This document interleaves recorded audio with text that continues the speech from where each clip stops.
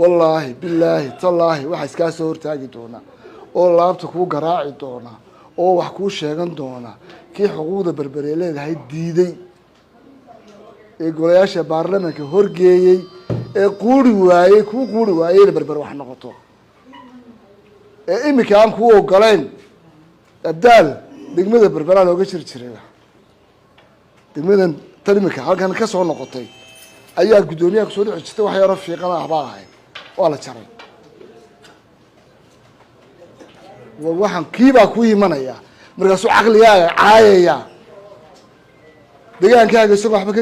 ka garan buut gaalilaan kurusala ama calawiya oo $60,000 qiimihiisa intuu iska soo horjoojiyo ayuu maanta oo dhan kugu diri doonaa dadka adiga wax ku qabtay ee wax ku haya ee wax ku tari doona anu waxaan leeyahay habeenkii maalintu hadii kala cadaadaan reeb daalo habeenkii maalintu hadii kala cadaadaan